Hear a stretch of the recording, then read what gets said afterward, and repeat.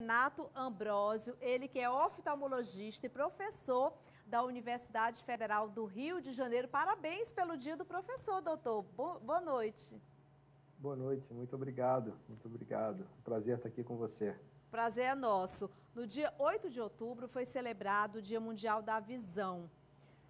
Pelo menos 2,2 bilhões de pessoas têm uma deficiência visual ou cegueira. E em tempos de pandemia é bem difícil, né? E a gente precisa chamar a atenção das pessoas para os cuidados com essa síndrome, que é a síndrome do olho seco, não é, doutor? Explica um pouquinho para a gente.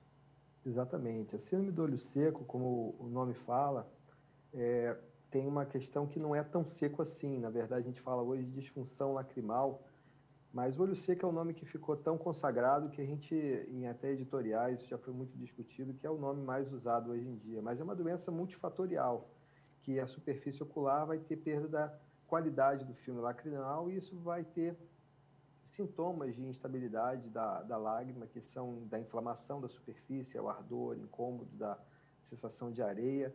Isso tem muito a ver também com a qualidade da visão que fica prejudicada. E hoje a gente sabe que tem alguns aspectos importantes da qualidade do filme lacrimal, com a osmolaridade, por exemplo, e alterações neurofuncionais da superfície ocular. Então, tudo isso leva a pessoa a ter uma qualidade de visão menos boa e impacta na qualidade de vida, impacta na capacidade de trabalho, principalmente quando a pessoa trabalha na frente do computador em ambiente de ar-condicionado. O número de pessoas com a síndrome do olho seco aumentou em meio a essa pandemia? O senhor acredita que esse problema também decorre de um comportamento acentuado com o isolamento social, que é de passar muitas horas do dia, da noite, diante da tela do computador ou do celular? Sem dúvida, Carla, realmente essa é uma condição que você chamou muito bem a atenção. As pessoas, principalmente os hábitos modernos, independente da pandemia, já estão muito relacionados com celular, computador e ambiente de ar-condicionado. As pessoas ficam horas e horas na frente desses aparelhos, isso tem implicações importantes para a visão e a questão do olho seco é muito importante. A pandemia trouxe uma situação que as pessoas ficam mais tempo em casa e realmente o número de horas na frente do eletrônico realmente aumentou muito. Então, é muito comum a síndrome do olho seco, vamos dizer assim, está agravada pela pandemia. E mais um problema também que está sempre influenciando tudo na vida de todo mundo é a ansiedade, essa questão do medo que todo mundo está vivendo por causa dessa situação realmente sem precedente para a nossa geração em relação ao que está acontecendo no planeta. Mas a gente tem que entender como fazer para poder contornar isso e conviver melhor com essa situação toda. E qual a melhor forma de tratar, hein, doutor? O que você deixa de dica para quem está assistindo agora o nosso programa Canal Saúde, que de repente esteja sentindo esse problema? Então, essa é uma pergunta realmente que tem a ver com o entendimento. Eu acho que a primeira coisa é entender. Muita gente fala assim, eu tenho o olho lacrimejando, eu estou trabalhando na frente do computador, eu começo a chorar.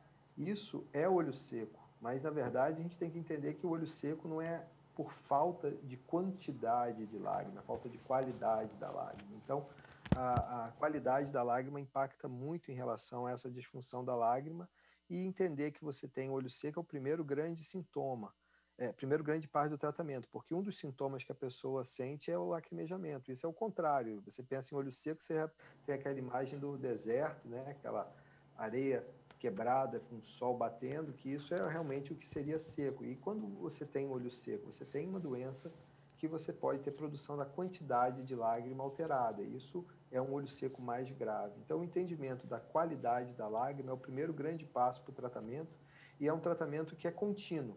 A gente precisa manter o tratamento, porque se mantiver o tratamento, a quantidade de ressecamento que vai estar acontecendo vai ser minimizada e a melhora da qualidade de vida vai acontecer. Então, é entender e fazer o tratamento adequado. E o tratamento hoje a gente fala do tratamento individualizado para cada caso. A gente tem, por exemplo, no filme lacrimal, 3 camadas. Uma camadinha mais superficial de gordura que mantém a estabilidade do filme lacrimal, que é produzida por umas glândulas chamadas glândulas de Meibômios. Essas glândulas que têm nome difícil, elas fazem realmente uma grande diferença na qualidade do filme lacrimal. Então, a gente avalia essas glândulas para ver se esse olho seco evaporativo está mais ou menos presente e a gente pode, hoje em dia, direcionar o tratamento de acordo com cada caso para poder otimizar o tratamento com tratamentos diferentes para essas situações que o olho seco pode se apresentar no dia a dia. Mas, de forma geral, a nutrição pode ajudar muito e lubrificante de boa qualidade. Mas eu não gosto de dar assim muita, vamos dizer assim, receita, seria até inadequado, mas a gente pode dizer que uma consulta com oftalmologista, ela pode realmente ajudar muito, porque o exame clínico pode direcionar o tratamento para poder fazer um impacto melhor na qualidade de vida do paciente. Na verdade, a consulta oftalmológica, ela é imprescindível. Eu aproveito, inclusive, a fala do doutor Renato para chamar a atenção das pessoas que estão assistindo aqui ao nosso programa Canal Saúde, para que não faça, né, não use medicamentos, não use colírios sem ser passado realmente pelo oftalmologista, porque isso, inclusive, pode prejudicar muito.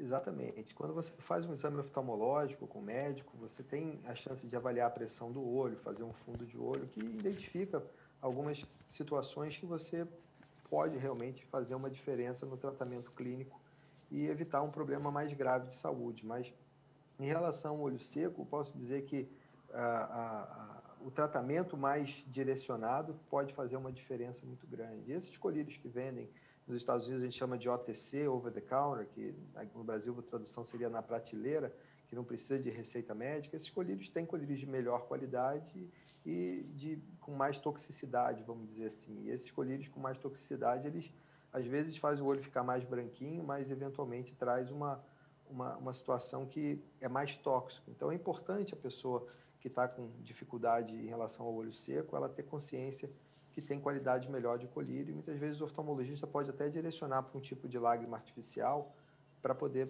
ajudar mais de acordo com cada característica de cada paciente. Com certeza, prevenir é sempre a melhor solução. Muito obrigada pela entrevista, viu, doutor Renato Ambrosio? Seja sempre bem-vindo. Um prazer participar, Carla. Um prazer, parabéns pelo seu programa, eu estava assistindo aqui, muito interessante. Vocês estão de parabéns, muito obrigado pela oportunidade. E a gente fica muito feliz com isso, viu, doutor? Seja sempre bem-vindo. E olha, deixa eu aproveitar aqui para falar do Laboratório Exame, para você que está assistindo o nosso programa. Eu faço os meus exames